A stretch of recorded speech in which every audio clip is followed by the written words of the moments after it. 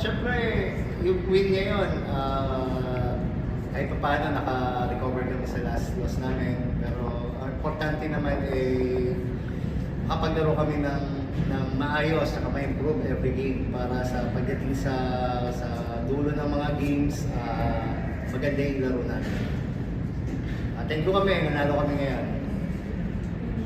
For Adelaide, bounce back victory, it's quite a dominant win that you guys got that one. What can you say about the blue team's performance? Well, definitely we had a lot of lapses then in today's game. But I think one thing na nire-remind sa amin ni Coach, we really have to stick to the system. And pag nakikita niya yun, it's a win for us. So, it's really a long process, journey for us. Pero yun, maniniwala lang kami and magsistick lang kami sa system. Kahit lagi sinasabi namin ni Coach na irespeto namin lahat ng team sa makakalaban namin. So, we have to give them a good final. For Tones had 14 points today and also 60% attacking efficiency. So, it's a very good game for you. What can you say about your performance? Siyempre, masaya po ako, pero mas masaya po ako kung hindi ko na po maririnig si Coach na. Hindi, pero yun, yung mga small things kasi yung kailangan namin i-improve and yun yung lagi dinidiin sa amin nila Coach. So, sabi nga natin lang, nagkaroon kami ng mga lapses, like yung personally, yung blocking, yung aggressiveness and all. So, yun, marami pa kami kailangan i-improve kasi yung season medyo mahaba pa, so kailangan namin na mag-stick talaga dun sa system namin. I think we just really have to do our job kasi meron kami mga kanya-kanyang role sa team. Kahit na hindi ka part ng lineup, meron ka kanya-kanyang excuse me.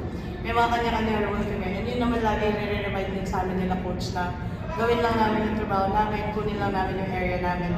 And everything will work out. Masaya lang ako na talagang pinagkakatiwalaan ako ng mga teammates ko and nila Coach and the management. So I'm really happy doing my job for everyone.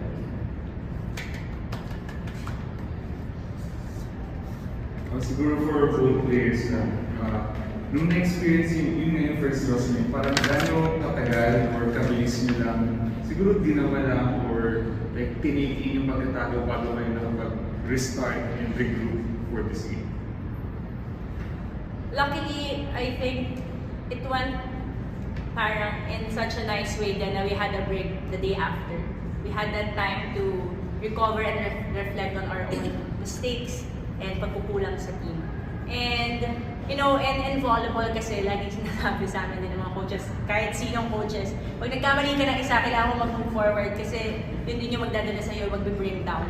So, hindi naman siya sa kinalimutan namin. Talagang dinala namin yung sakit para makapag-improve kami talaga sa training. And luckily then, yung mga coaches namin talagang pupukpukin talaga kami. So, yun yung maganda sa team namin. And knowing them, sabi ko nga sa interview ko last time, sobrang quiet namin sa dugout, pero alam namin sa isa't isa, kilala namin yung isa't isa na grabe na yung tumatakbo sa isip namin, sa players, sa coaches, para ma-improve at ma-correct namin yung mga mistakes. So, siguro, hindi, hanggang ngayon, syempre dala-dala namin. Kung hindi namin yun dadalhin, medyo wala kaming natutunan. So, ano lang, motivation namin yun in this conference.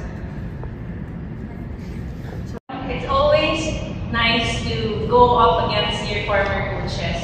Kasi gusto mo rin ipakita sa kanila kung paano ka nag-improve. Pero minsan, meron din konting kilala na ako na ito. May mga ganun. Tsaka, you know, I think one thing na binibigay ni Coach Roger kasi sa team niya, yung tiwala sa mga players. Tsaka kitang-kita mo talaga sa kanya na, alam mo, every point is important kasi nagre-react talaga siya sa lahat ng puntos. So, madadala ka din doon. And kitang-kita din sa mga players niya na binibigay lahat kung ano yung kaya nila. So, for me, being able to go up against Coach Roger in today's game,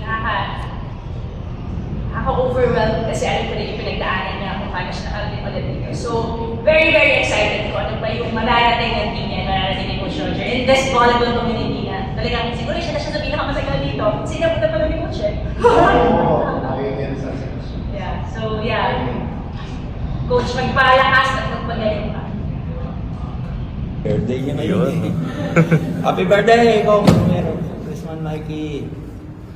Coach, yun nga, thoughts niyo sa game ang bigat tanggapin eh. Kasi naglalaro sila ng maayos eh, tapos biglang bumibitaw. Ganon din yung laro namin nung nakaraan eh. Yung fifth set nung nakaraan, ang layo ng lamang. Pinabol namin unti-unti eh. Tapos biglang bibitaw. Ito ganun naman yung third set. Oh. Ang laki ng lamang. Ano yun? Magmimilagro kami.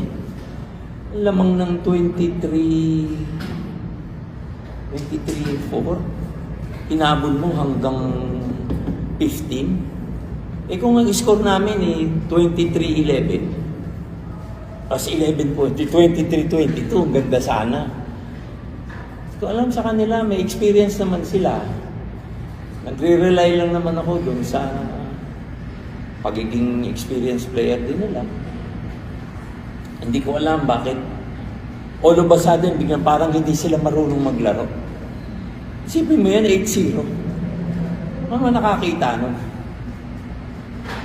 Siguro naman, they are better than that. Hindi naman ganun. Siyempre, sabi ko nga sa kanila, tapos na ang honeymoon stage natin. 3 months na tayo nag-i-ensayo. I don't care kung bago tayo o hindi. Yung sarili ninyong quest para makapaglaro kayo ng ayos. Sarili ninyong desire, passion to win. Hindi naman po pwedeng uunawain lagi. Tapos na yung ano namin, honeymoon namin lahat. It's high time na mag-isip na sila sa ginagawa nila sa laro. Na ako naman i-expect ko naman as a former player sila ng iba't ibang team na yan. Dapat naman kaunti namang pride sa ginagawa nila. Hindi na lang si Sato.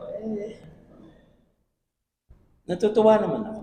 Kaya lang, ayoko na isipin na yung mga dati kong tinuruan, dati kong tinrain. Masaya ako para sa kanila kasi nag-aano pa rin sila na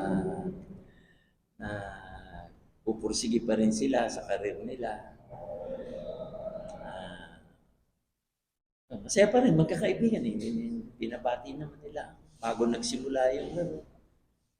Kasi sinasabi ako, huwag kang magpa-stress ha. Sama sa'yo yan.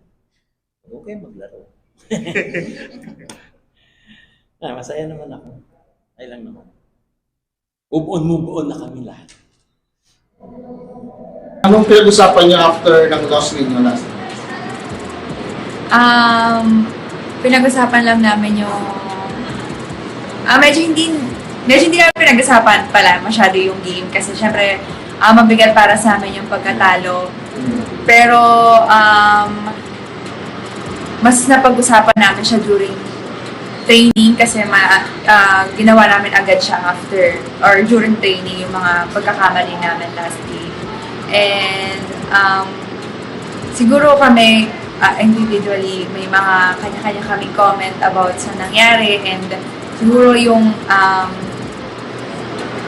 hindi kami naging isa nung game, yung last game. So parang medyo may mga decision na hindi sumasangayon sa amin. So ayun lang. And nag-focus kami sa kung ano yung kailangan naman itama sa next game namin kasi syempre mabigat na po yung mga susunod namin. Pangarap lang naman, di ba po? Hindi naman po natin alam. Pero pangarap ko pong makalaro sa ibang bansa po, sana. Kasi iba yung, dati hindi ko siya... Kita-kita ko na naman yung mga, Huwag ka ma-stress, wala kayo Bakal mo lang akin sa